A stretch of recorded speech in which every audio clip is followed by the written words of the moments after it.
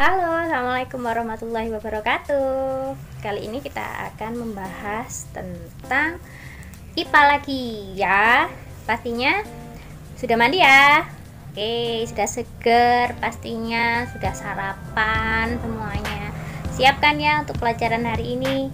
Oke, anak-anak, pengamatan terhadap objek IPA salah satunya dapat dilakukan melalui pengukuran.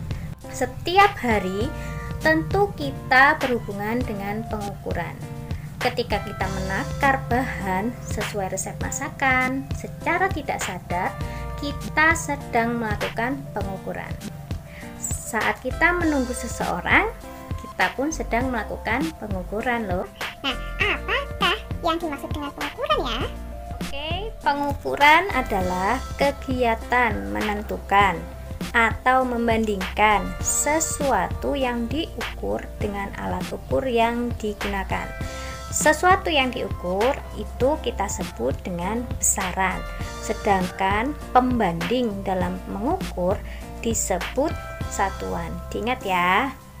Contohnya ketika kita sedang mengukur panjang meja kan ya. Nah, pakai jengkal misalnya, jengkal tangan.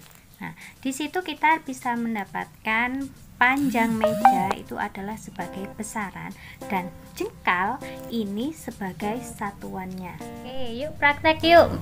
Ajak ibu kalian untuk ikut mengukur meja belajar ataupun meja yang ada di depan rumah atau juga bisa di ruang tamu ya. Caranya seperti ini, kalian ukur pakai jengkal ya, jengkal kalian, ibu kalian atau saudara kalian atau adik atau orang lain lah di dekat kalian saat ini juga ikut mengukur dengan jengkal ya.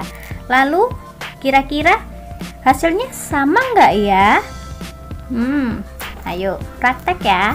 Ya Bu, nggak sama hasilnya.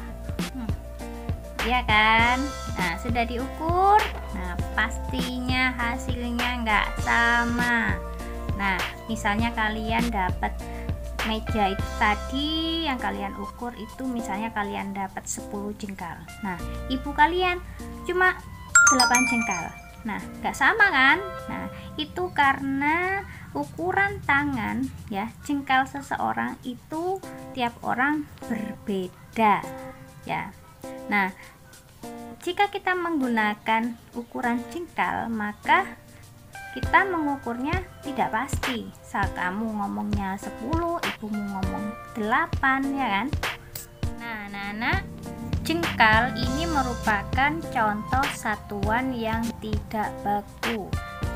Jadi, satuan yang digunakan dalam pengukuran yang menghasilkan hasil yang berbeda-beda pada setiap orang kita sebut dengan satuan yang tidak baku.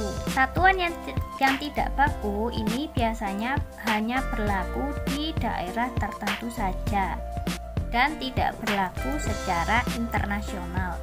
Dapatkah kalian menyebutkan satuan tidak baku lainnya? Ayo, apalagi ayo. Lalu bagaimana caranya agar kita bisa mengukur dengan alat ukur yang sama, dengan hasil yang sama? Nah, untuk itu kalian harus membutuhkan alat ukur ya. Panjang benda yang relatif kecil ya, kecil itu kalian bisa menggunakan mistar atau penggaris.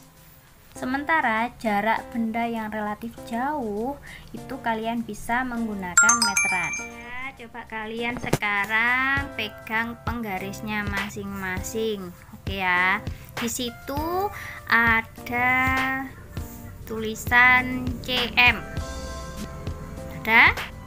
Nah, cm itu adalah satuan singkatan dari sentimeter. Nah, di sisi yang lain ya, kalian juga menemukan inci. Ada? Nah, satuan-satuan yang kalian temukan tadi ada sentimeter, ada inci. Jika digunakan pada setiap orang, nantinya akan menghasilkan hasil yang sama. Satuan yang menghasilkan nilai yang tetap dan diakui secara internasional kita sebut dengan satuan baku. Besaran panjang, satuan yang digunakan untuk mengukur jarak dekat ya, biasanya memakai cm. Lalu untuk meter dan kilometer ini biasanya digunakan untuk mengukur jarak jauh. Oke Nana, sampai sini penjelasan Ibu bisa dipahami kan ya? Jadi sampai ketemu di video selanjutnya. Bye. Assalamualaikum warahmatullahi wabarakatuh.